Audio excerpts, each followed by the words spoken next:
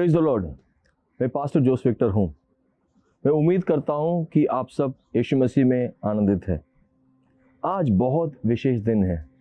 आज क्रिसमस का दिन है।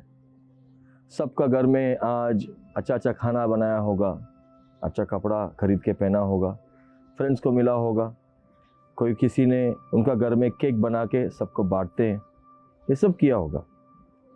आज 2020 का क्रिसमस आपके लिए कैसा है? क्रिसमस एक दिन है, सब लोग खुशियाँ मनाते हैं, पर सच में देखेंगे तो क्रिसमस का दिन हम क्यों मना रहे हैं? यीशु मसीह का जन्मदिन को मना रहे हैं, सही है। मैं उम्मीद करता हूँ कि आप सब यीशु मसीह का जन्म को याद कर रहे हैं। एक उदाहरण के तौर से आपको एक कहानी बोलना चाहता हूँ। एक घर में दो बच्चे थे, एक लड़का एक लड़की। माँ बाप को एक लड़की बहुत पसंद था। कुछ भी घर में होता है तो लड़की का दिल का ख्वाहिशें पूरा करके रहते हैं मम्मी डैडी। एक बार ऐसा हो गया, उस लड़का का बर्थडे आ गया। सब लोगों को बुलाया, लड़का के रूम में रखा उसको सरप्राइज करने के लिए। आपको ये बोलना चाहता हूँ, ये लड़की का पसंद का कलर है लाल, लड़का को नीला पसंद है। लड़की को पूरा घर में लाइट लगा के डेकोरेशन करना पसंद है, लड़का को बलून से डेकोरेट करना पसंद है। लड़की को चॉकलेट केक पसंद है, लड़का को वनीला केक पसंद है। क्या हुआ मालूम है? उस दिन लड़का को बाहर लेके आया, आंखों खोला, उसके सामने एक केक था, उसको खोल के देखा बॉक्स को, वो डिसअपॉइंट हो गया। उस केक लाल कलर का था। चलो काट के देखेंगे बोल के लड़का काट के सबको बांटा, खुद भी खाया। खाने के बाद उसको समझ में आया वो वनीला नहीं था, चॉकलेट था। और पूरा घर ऐसा घूम के देखा, बलून उसमें एक भी नहीं था, सब लाइट से भरा हुआ घर था। अभी आप बोलिए वहां पे किसका बर्थडे मना रहे हैं? लड़का का या लड़की का? आज का संदेश आप पूरा सुनेंगे तो मैं ये वादा देता हूं, आपका सोच क्रिसमस के बारे में जो भी है वो बदलने वाला है। और हर साल आप कैसे क्रिसमस बनाएंगे वो भी इससे भी बेहतर हो जाएगा। हम किसी के पास भी जाके क्रिसमस क्या है वो पूछेंगे तो लोग क्या बोलेंगे? वो लोग ऐसा बोलेंगे सांता का बर्थडे होगा, सही है ना? ऐसी लगता है। एक बात मैं बोलना चाहता हूँ आपसे, हम सब है ना ख्रिस्ती, यीशु मसीह का जन्मदिन के बारे में बाहर बोलना भूल गए। लोग सब सांता क्लॉज का बर्थडे है बोल के क्यों सोच रहे हैं? क्योंकि हम हार गए हैं। किस चीज में हार गए हैं? यीशु मसीह का पैदा का अर्थ क्या है? यीशु मसीह का जन्मदिन है, उसको ही मना रहे हैं क्रिसमस बोल के। ये बाहर बोलने में हम हार गए। इसकी वजह से सब जगह पे सांता क्लॉज का जो मनपसंद चीज़ है वो दिख के आता है। हमको भी बहुत सारा चीज़ें सिखाया हमारा घर पे, परंपरा के अनुसार। क्रिसमस होगा तो ये होना चाहिए, ये करना चाहिए, स्टार लगाना चाहिए। तो हर एक क्रिसमस में वही करके रहते हैं हम। मगर हमने यीशु मसीह का जन्म का दिन किसको मना रहे हैं? सांता को या यीशु मसीह को? यही आपसे मैं पूछना चाहता हूँ। यीशु मसीह का जन्म जब हुआ है ना, उस समय जो भी घटनाएं थे उससे आज का समय क्रिसमस के तौर पे हम जो भी करते हैं उसका कुछ भी संबंध नहीं है। उसके बारे में आज पढ़ेंगे हम और डिटेल से। खोलिए आपका बाइबल को मेरे साथ। लूका का 2 अध्याय 5वां वचन से शुरू करेंगे। कि अपनी मंगेतर मरियम के साथ जो गर्भवती थी नाम लिखवाए। सुनिए, मरियम के साथ जो गया वो यूसुफ था। यूसुफ और मरियम का रिश्ता क्या था? मरियम यूसुफ का मंगेतर थी। सिर्फ उनका मंगनी हुआ है, पति पत्नी नहीं है, मगर वो गर्भवती थी। कोई भी एक लड़की को देखेंगे, शादी नहीं हुआ मगर वो गर्भवती है तो क्या बोलेंगे? थोड़ा सोचिए ना। अच्छे अच्छे बातें बोलेंगे? नहीं। मगर ये गर्भवती कैसे बना उसके बारे में हम देखेंगे। पीछे थोड़ा जाएंगे हम। लूका का 1 अध्याय 26वां वचन। 6वें महीने में परमेश्वर की ओर से जिब्राइल स्वर्गदूत गलील के नासरत नगर में एक कुंवारी के पास भेजा गया। किसके पास भेजा गया? एक कुंवारी के पास भेजा गया। उसका मतलब क्या है? वो शादीशुदा नहीं है।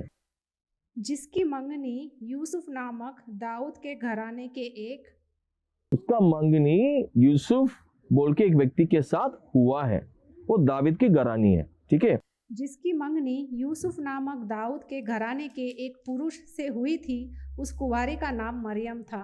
अब देखिए यहाँ पे ये लड़की का नाम मरियम लिखा है, जो जिब्राइल आके मिल रहा है उसका नाम मरियम है। तो इसलिए मैं बोल रहा हूँ दूसरा अध्याय में हमने जो देखा है वो मरियम और ये मरियम एक ही है, मगर वो गर्भवती कैसे बना उसके बारे में पढ़ेंगे। तीसरा वचन पढ़िए। स्वर्गदूत ने उसके पास भीतर आकर कहा, आनंद और जय तेरी हो, जिस पर ईश्वर का अनुग्रह हुआ है, प्रभु तेरे साथ है। वह उस वचन से बहुत घबरा गई और सोचने लगी कि यह किस प्रकार का अभिवादन है। स्वर्गदूत ने उससे कहा, हे मरियम, भयभीत ना हो, क्योंकि परमेश्वर का अनुग्रह तुझ पर हुआ है। परमेश्वर का अनुग्रह तुझ पर है, सुन लो। और देख तू गर्भवती होगी। देख तू गर्भवती होगी, कौन बोल रहा है? जिब्राइल बोल रहा है, सुन लो। और तेरे एक पुत्र उत्पन्न होगा। और तेरे से एक पुत्र उत्पन्न होगा, तुम्हारे लिए एक लड़का पैदा होगा, तू उसका नाम यीशु रखना। उसका नाम यीशु रखो, ये भी बोल दिया। और देखिए आप 34वां वचन देखिए। मरियम ने स्वर्गदूत से कहा, यह कैसे होगा? मैं तो पुरुष को जानती ही नहीं। ये कैसे हो सकता है? मैं तो कुंवारी हूँ। पढ़िए। स्वर्गदूत ने उसको उत्तर दिया, पवित्र आत्मा तुझ पर उतरेगा और परम प्रधान की सामर्थ तुझ पर छाया करेगी। ये परमेश्वर का काम है, पवित्र आत्मा के काम है, परमेश्वर का सामर्थ के द्वारा ये बच्चा पैदा हुआ है, ये आपको समझना चाहिए। ठीक है, अभी लूका का दूसरा अध्याय में 7वां वचन में आप आइए, यहाँ पे देखेंगे क्या हो रहा है। और वह अपना पहिलौता पुत्र जनी, पहला पुत्र को जन्मा। ठीक है, और उसे कपड़े में लपेटकर चरनी में रखा। कहाँ रखा? चरनी में। चरनी क्या होता है? एक गायशाला में आप जाएंगे, वहाँ पे आपको मिलेगा चरनी।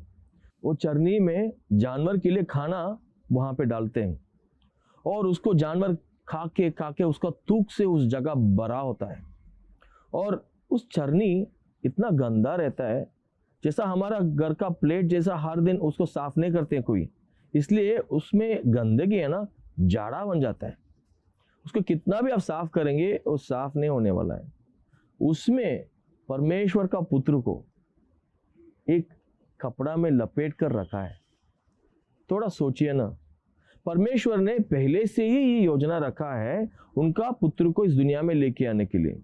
2000 साल नहीं है, 4000 साल नहीं है, पहले से ही उस समय से परमेश्वर ने ये सोच के रखा है उसका बेटे को मैं ये तरीके से लेके आऊं। आपको अच्छा नहीं लगेगा, मुझे भी अच्छा नहीं लगेगा, पर परमेश्वर ने ये क्यों किया उसके बारे में पढ़ना है। पहले परमेश्वर ने पहले से ही योजना रखा ना, उसके बारे में यीशु मसीह खुद बोल रहा है, हम वो देखेंगे।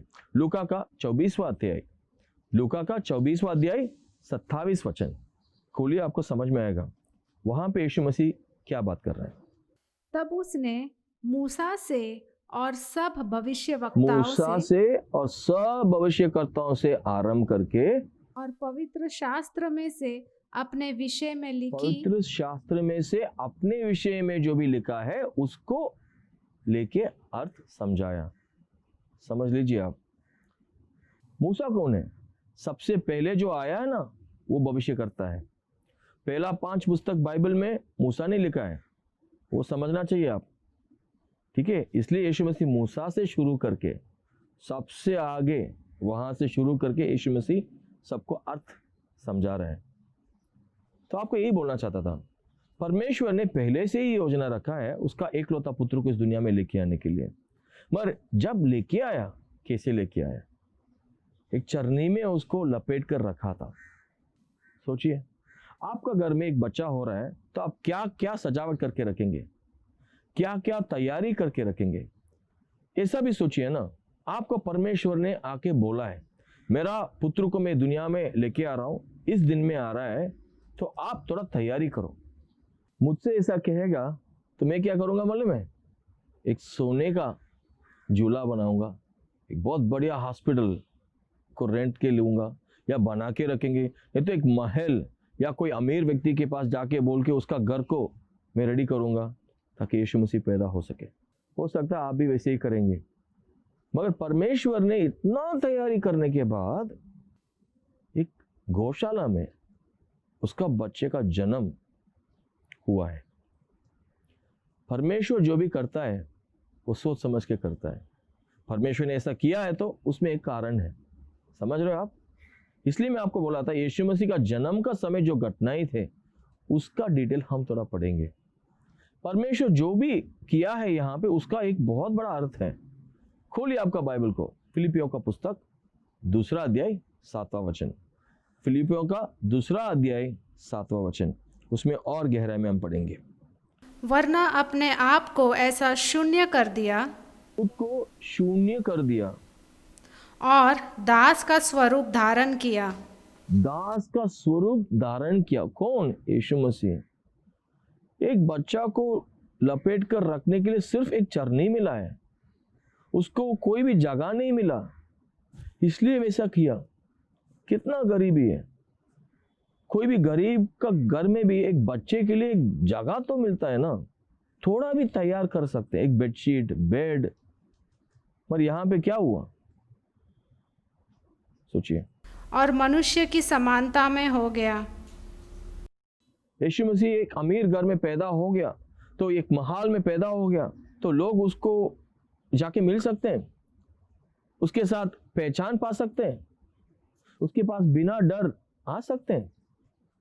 यही सवाल है। परमेश्वर ने जो भी करता है, जो भी किया है, उसका एक कारण है। यह है कारण। यीशु मसीह ने एक रईस का जिंदगी नहीं जिया, बहुत गरीबी में था। और मरियम भी एक कुंवारी थी, गर्भवती थी, और उसका शादी भी नहीं हुआ है। उदाहरण के तौर से आप देखेंगे तो आपको ये समझ में आएगा वैसा एक औरत का बच्चे को लोग कैसे व्यवहार करेंगे, कैसे उसको स्वीकार करेंगे, और आजू बाजू में रहने वाले लोग उनका बच्चे ऐसा बच्चे के साथ खेलने के लिए अनुमति देंगे क्या? नहीं देंगे ना। यही आपको मैं बोलना चाहता हूँ। यीशु मसीह एक रईस का जिंदगी नहीं जिया, क्योंकि हम सब है ना यीशु मसीह के साथ पहचान पा सके, और दर्द, दुख, शर्मिंदा, ये सब के साथ ही यीशु मसीह जिया। जैसा हर एक व्यक्ति ये सब चीजों से गुजरता है, ताकि उसका कंगाल के द्वारा हम धनी हो सके। यीशु मसीह इतना गरीबी को स्वीकार किया ताकि हम स्वर्गीय धन को अपना सकें, हम स्वर्ग में धनवान बन सकें, ताकि हम परमेश्वर का आशीष और उनका धन को अपना सकें। हमारा गरीबी को वो लिया, सबसे नीचे गया, एक दास बन गया यीशु मसीह। ये सबसे बड़ा फायदा है हमारे लिए। पहला फायदा ये है, आज का दिन मैं आपको 5 फायदा बोलना चाहता हूँ। यीशु मसीह का पैदा होने के द्वारा हमको बहुत सारा फायदा मिला है। आज सिर्फ 5 फायदा को आपके पास मैं पेश करना चाहता हूँ। पहला ये है, हम सब यीशु मसीह के द्वारा हम स्वर्गीय धन को प्राप्त कर सकते हैं। दूसरा बात ये है, गलातियों का पुस्तक 3 अध्याय 13वां और 14वां वचन। गलातियों का पुस्तक 3 अध्याय 13 और 14 पढ़िए। मसीहा ने जो हमारे लिए शापित बना, हमें मोल लेकर व्यवस्था की शाप से छुड़ाया। बोलते हैं ना, इतना गरीबी श्राप गिरा है मेरे ऊपर। मसीहा ने जो हमारे लिए शापित बना, हमें मोल लेकर व्यवस्था की शाप से छुड़ाया। यीशु मसीह ने हमारे लिए श्राप बन गया है ना। पूरा हमारा पाप आदम से शुरू होके अब तक हमारे जीवन में जो भी पाप है वो भी है, और व्यवस्था के द्वारा, व्यवस्था तोड़ने के द्वारा जो हुआ है श्राप, ये सब श्राप से हमको छुटकारा देने के लिए यीशु मसीह आए हैं। आदम जब पाप किया वहां से श्राप शुरू हुआ, उस श्राप आदम के द्वारा, आदम की पीढ़ी में हम आने के द्वारा हमारे ऊपर भी आ गया। आदम ने जो पाप किया उसके द्वारा जो श्राप आया है, वो श्राप हमारे जीवन में भी असर पड़ता है, क्योंकि हम आदम की पीढ़ी में आए हैं ना। इसकी वजह से वो श्राप से भी यीशु मसीह हमको छुटकारा देता है, ये समझ लो। इसलिए यीशु मसीह श्राप बन गया हमारे लिए, हमारा जगह लिया यीशु मसीह। ये कितना बड़ा फायदा है। यूहन्ना का 3 अध्याय 16वां वचन हम सबको मालूम है, परमेश्वर ने जगत को ऐसा प्रेम किया कि उनका एकलौता पुत्र यीशु मसीह को इस दुनिया में भेजा, ताकि जो भी उसके ऊपर विश्वास करेगा वो नाश नहीं होगा परंतु अनंत काल जीवन पाएगा। ये अनंत काल जीवन क्या है? स्वर्गीय जीवन। नाश नहीं होगा इसका मतलब क्या है? नरक पे नहीं जाएगा। तो जो भी यीशु मसीह के ऊपर विश्वास करेगा वो जरूर स्वर्ग जाएगा। ये एक बहुत बड़ा फायदा है आपके लिए और मेरे लिए। कोई भी उनके ऊपर विश्वास करेंगे वो अनंत काल जीवन पाएगा। इसके लिए हम आनंद मना रहे हैं, इसके लिए उनका जन्मदिन को इतना याद करके हम मना रहे हैं, ये समझना चाहिए। यूहन्ना का 14वां अध्याय 6वां वचन आप देखेंगे तो उसमें यीशु मसीह ने क्या बोला, सुनिए। बिना मेरे द्वारा कोई पिता के पास नहीं पहुंच सकता। मार्ग और सत्य और जीवन में ही हूँ, मेरे बिना परमेश्वर पिता के पास आप नहीं पहुंच सकते। सुन लीजिए, यीशु मसीह ने सीधे साधे बोल दिया, मैं हूँ सच, मैं हूँ रास्ता, मैं हूँ आपके लिए जीवन। मेरे बिना आप परमेश्वर पिता के पास नहीं आ पाएंगे। इसका मतलब क्या है? पूरा ये दुनिया में बहुत सारे लोग बहुत सारी चीज बोलते हैं, ये है सत्य, वो है सत्य, वैसा है सत्य, ऐसा है सत्य, और किसी का चरित्र वैसा नहीं है। समझ में आ रहा है? सिर्फ यीशु मसीह ही सत्य है। वो खुद बोला और करके भी दिखाया, उनका जीवन से हमको समझ में आ रहा है। तो जो भी यीशु मसीह के ऊपर विश्वास करता है वो सत्य के ऊपर विश्वास कर रहा है, वो झूठाई के ऊपर विश्वास नहीं कर रहा है, और वही मार्ग है स्वर्ग जाने के लिए। उनके बिना हम परमेश्वर पिता के पास नहीं पहुंच सकते हैं। ये सब चीजें हैं ना, कोई भी नहीं बोला है। लोग बोलेंगे वो सत्य है, ये सत्य है, पर कौन करके दिखाया? सिर्फ यीशु मसीह। इसलिए हम यीशु मसीह का जन्म को मना रहे हैं, समझ लो, ये सबसे बड़ा फायदा है। और एक वचन मैं बोलना चाहता हूँ, खोले यूहन्ना का 8वां अध्याय 32वां वचन। तुम सत्य को जानोगे और सत्य तुम्हें स्वतंत्र करेगा। यीशु ने कहा आप सत्य को जानेंगे और वो सत्य आपको स्वतंत्र करेगा। सत्य क्या है?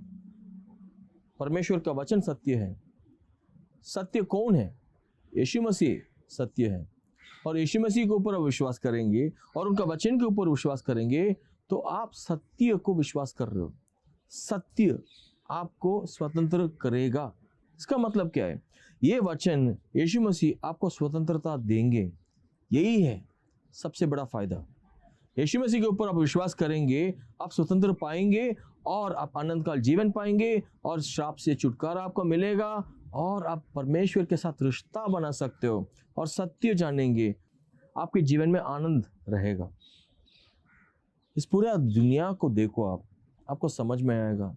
यीशु मसीह के ऊपर विश्वास करने की वजह से हम सबका जीवन बदल गया। सही है, इसलिए हम यीशु मसीह का जन्म का आनंद मना रहे हैं। परमेश्वर का वचन ही सत्य है। यीशु मसीह सत्य है। यीशु मसीह परमेश्वर का वचन है। तो ये कारण बनता है हमको यीशु मसीह का जन्म को मनाने के लिए। देखिए, हमको यीशु मसीह के द्वारा ही छुटकारा मिलता है। यीशु मसीह हमको अनंत काल जीवन देता है। यीशु मसीह हमको माफ करता है। यीशु मसीह हमको परमेश्वर पिता के पास लेके जाता है। यीशु मसीह हमको सच्चाई दिखाता है, मार्ग दिखाता है और जीवन देता है। यह है सुख समाचार। इसके लिए हम यीशु मसीह का जन्म को मना रहे हैं। पूरा दुनिया का उद्धार करता है यीशु मसीह। उनका काम देखिए, हमारे लिए वो गरीब बन गया। उनका प्रेम देखिए, हमारे लिए वो श्राप बन गया। ये कारण बनता है हमको यीशु मसीह का जन्म मनाने के लिए। समझ में आ रहा है? क्रिसमस का दिन कोई किसी का घर पे जाएंगे, वो सेंटा क्लॉज घर जैसा दिखता है। सब लोग ऐश करके बैठते हैं, खाना खाते हैं। भाई उनका घर में चिकन बिरयानी, हमारा घर पे मटन बिरयानी तो होना ही चाहिए। अरे उसका सैलरी 1000 रुपया का, मेरा तो मिनिमम 2000 होना चाहिए, है ना। चर्च में जाएगा तो मेरा ड्रेस सबसे अच्छा होना चाहिए, अच्छा दिखना चाहिए। यीशु मसीह नम्र बन के आया, दीनता में आया यीशु मसीह।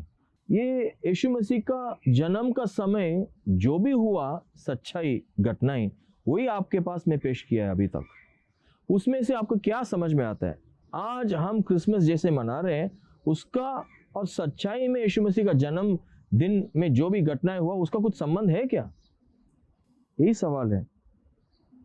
आप मेरे साथ और एक बार लूका का 2 अध्याय 10 और 11वां वचन पढ़िए। स्वर्गदूत ने उनसे कहा, मत डरो, क्योंकि देखो मैं तुम्हें बड़े आनंद का सुख समाचार सुनाता हूँ। देखो मैं तुम्हें बड़े आनंद का सुख समाचार देता हूँ, सुनाता हूँ। सुन लीजिए, जो सब लोगों के लिए होगा। सब लोगों के लिए होगा। यीशु मसीह सिर्फ क्रिस्ती लोग के लिए नहीं आया, सबके लिए आया है। ये सबके लिए सुख समाचार है। यही बोल रहा है देवदूत। आगे पढ़िए। कि आज दाऊद के नगर में तुम्हारे लिए एक उद्धारकर्ता जन्मा। आपके लिए, मेरे लिए एक उद्धारकर्ता जन्मा हुआ है। उद्धार करता है। यीशु मसीह आपका दुख समझ पाता है, आपका दर्द समझ पाता है, आपका ज़रूरत समझ लेगा और आपका तकलीफ समझता है। इसलिए वो आपको चंगाई देता है। आपका तकलीफ जो भी होने दो, आपका ज़रूरत जो भी होने दो, आप परमेश्वर यीशु मसीह के पास आइए और वो आपको सब कुछ देगा। और ये सुख समाचार आज का दिन कितने लोगों के पास आपने बोला है? नहीं बोला तो बोलने के लिए आप योजना करके रखिए। यीशु मसीह हमारा दुख, दर्द, परेशानी समझता है। वो इसलिए हमको चंगाई करता है। देखिए और आगे पढ़िए। कि आज दाऊद के नगर में तुम्हारे लिए एक उद्धारकर्ता जन्मा है और यही मसीह प्रभु है। इस मनुष्य जाति को कोई नहीं बचा सकता है, सिर्फ यीशु मसीह बचा सकता है। यीशु मसीह उद्धार करता है, पूरा दुनिया का उद्धार करता है यीशु मसीह। इसके लिए वो इस दुनिया पे आया है। मनुष्य जाति को कोई भी बचा नहीं सकता है, सिर्फ यीशु मसीह बचा सकता है। वही यहाँ पे बोला गया है। इसलिए हम यीशु मसीह का जन्म को हम याद करते हैं और मनाते हैं, क्योंकि यीशु मसीह के द्वारा ही हमको आनंद मिलता है। यीशु मसीह के द्वारा शांति मिलता है, आशा मिलता है, पाप से छुटकारा मिलता है, दर्द से मुक्ति, परेशानी से मुक्ति, रास्ता मिलता है और सबसे ज़्यादा आनंद का जीवन मिलता है। ये बात हम एक दूसरे से बोलना चाहिए, ये बात हम एक दूसरे के पास पहुंचाना चाहिए। ये है क्रिसमस का काम। ऐसा मनाना चाहिए क्रिसमस, हम एक दूसरे के पास यीशु मसीह के बारे में बोल के बांटना चाहिए सुख समाचार। ये सुख समाचार बांटने का काम करने का दिन है। वैसा मनाना चाहिए क्रिसमस, वैसा मनाना चाहिए यीशु मसीह का जन्मदिन। समझ में आ रहा है आपको? मैं यही बोलना चाहता हूँ। हमारी जिम्मेदारी ये बनता है, हम यीशु मसीह का जन्म को याद करने के समय यीशु मसीह ने किस कारण के लिए इस दुनिया में आया, यीशु मसीह ने क्या काम किया, हमारे लिए क्या फायदा मिलता है, उसके बारे में हम आनंद होकर परमेश्वर को आराधना करना चाहिए और एक दूसरे के पास उस संदेश को पहुंचाना चाहिए, वो सुख समाचार को देना चाहिए। जैसे देवदूत ने आया, गडेरियों को मिला, उनको बोला है डरो मत, यीशु मसीह है, अभी पैदा हुआ उद्धार करता, यीशु मसीह आया है, वो उद्धार करता है, इस पूरा दुनिया को बचाने के लिए आया है। आपको ये करना चाहिए। हाँ, आपने मनाओ, अच्छा खाना बनाओ, अच्छा कपड़ा पहनो, वो सब मैं भी करता हूँ, मगर सबके पास जाके बोलो। हमको यही बात करना है सबसे, हमको ये अच्छा समाचार, ये सुख समाचार सबके पास ये शेयर करना चाहिए इस खुशी का दिन में। यीशु मसीह का जन्मदिन मनाओ, मगर जिम्मेदारी से मनाओ। सुख समाचार बांटो, सबको प्रेम करो। यीशु मसीह इस दुनिया में क्यों आया है वो बोलना मत भूलिए। ठीक है, हम प्रार्थना करेंगे। परमेश्वर पिता, हम इस दिन के लिए धन्यवाद देते हैं और हम प्रार्थना करते हैं हम सब आपको दर्शाने के लिए हर दिन कोशिश करें। यीशु मसीह का जन्मदिन सिर्फ आनंद मनाने का दिन नहीं है। मैं प्रार्थना करता हूँ कि हम सब जिम्मेदारी से यीशु मसीह का जन्मदिन को मनाएं और एक दूसरे के पास सुख समाचार बांटें। मदद कीजिए, आशीष कीजिए, सबको आशीष कीजिए। जिनका घर में भी ज़रूरत है उनको अब ज़रूरत पूरा कीजिए। यीशु मसीह आपके नाम से हम प्रार्थना करते हैं। आमीन। God bless you. Thank you for joining me.